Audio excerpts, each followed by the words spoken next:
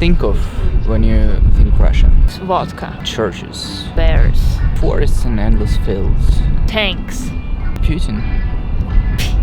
Putin.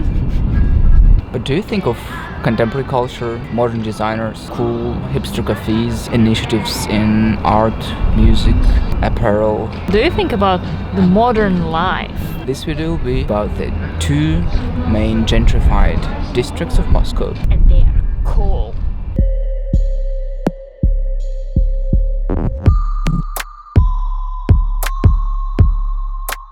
What is this district? It's called Khlebozavod, and Khleb is bread in Russian. So it's the former bread factory. Oh, so when I see like a group of Russians on the streets and they're screaming "Khleba, Khleba," it means they want to eat? Yeah. It's constructivist architecture, one of the greatest periods, and it's good that it's not destroyed. The most Russian thing you can say, because it's so actual. In the city, even the cultural heritage is sometimes destroyed. They call it reconstruction or restoration with a partial reconstruction. On this bread factory from 1920s till 2015, it was produced 4 million tons of bread. Wow. I don't know why I know it.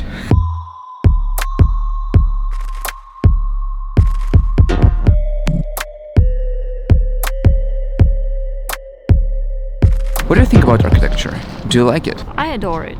Who comes here? Hipsters. A lot of bars, a lot of coffee. No change. Photo booth. You need to accept cards. I don't have 100 rubles with me.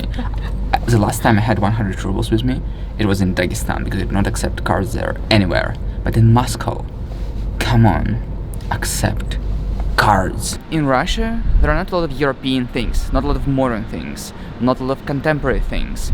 And seeing such an area somewhere, even in Moscow, it's a pretty big surprise. Yeah, it was the first place where I saw graffiti and mural paintings. And how about your whole native city? It's covered with bad words. Underground of the underground of the underground art. Bad tags. Let's see another place. Flagon, a glass bottles factory transformed into another hipster area.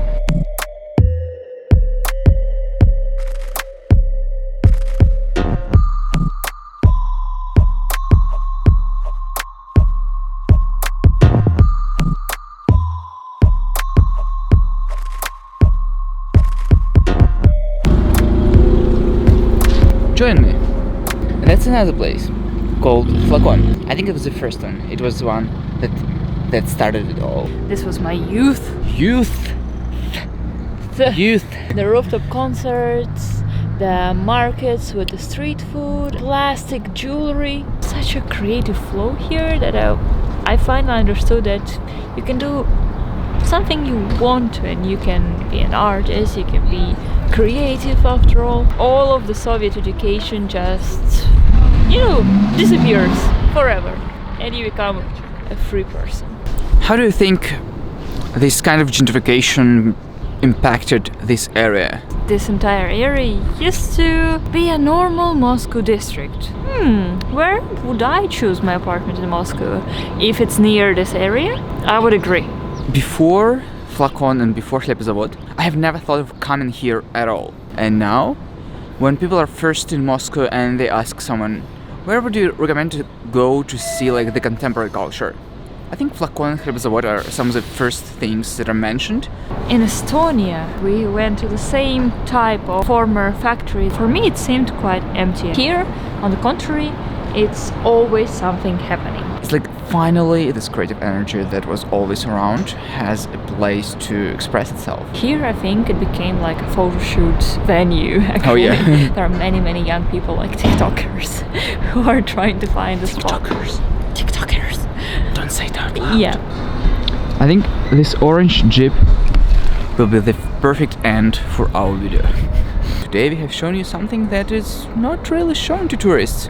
Do you think it's actually cool when you are a tourist in a country to go look for the places which don't show history but show like the contemporary art movements and contemporary design ideas? It shows the reality, the contemporary world that people live in. What would you like to see in the next videos? See you soon, guys. Yeah. It was Nikita and Kate. who is who you will decide by yourself, and see you. Bye.